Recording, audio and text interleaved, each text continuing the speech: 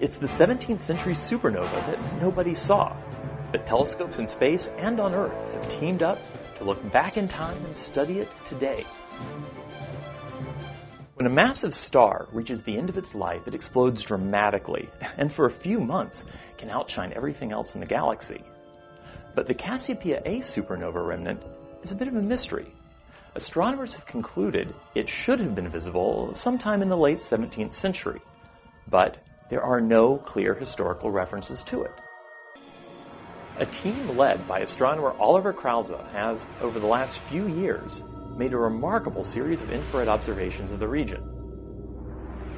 The Spitzer Space Telescope images show shifting patterns of glowing dust beyond the remnant itself.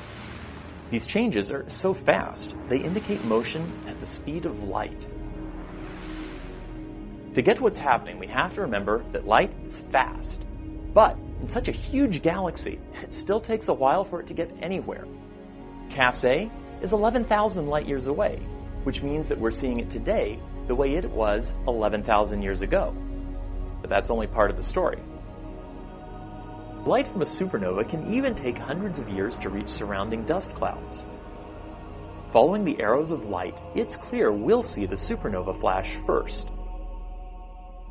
The light echoing off the dust clouds will arrive later at various times, delayed by hundreds of years from the original flash. So we're not seeing the dust move. We're seeing the light from the supernova move through the dust. Out there, the flash is about as bright as the light of the full moon, which is enough to warm the dust ever so slightly.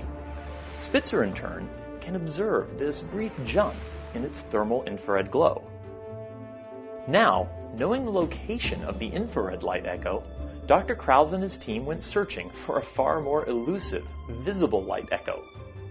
Using the powerful Subaru telescope in Hawaii, they succeeded in measuring the very faint light of the supernova itself, reflecting off the dust.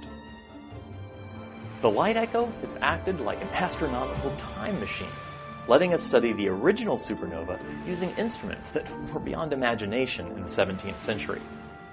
By matching its visible light spectral signature to a well-studied supernova in a nearby galaxy, Krause and his team have identified it as a so-called Type 2b supernova. A Type 2b is fainter than the earlier Type 1b supernovas noted by Tycho Brahe in 1572 and Johannes Kepler in 1604. Interestingly, the Royal Astronomer Flamsteed noted a star near Cass A in August of 1680 with a brightness consistent with a Type 2b supernova at that distance. So, maybe it was seen after all. But this light echo also reveals more than just the supernova. The expanding flash also lets astronomers study the three-dimensional structure of the dust by illuminating it one slice at a time. If we combine the images, assigning colors to the observation dates, the result is a prismatic display of the 3D dust structure. The nearest dust is blue, and the most distant is red, while everything that stays constant is gray. We can see that the interstellar dust lies in sheets and filaments, not, for instance, big puffy clouds.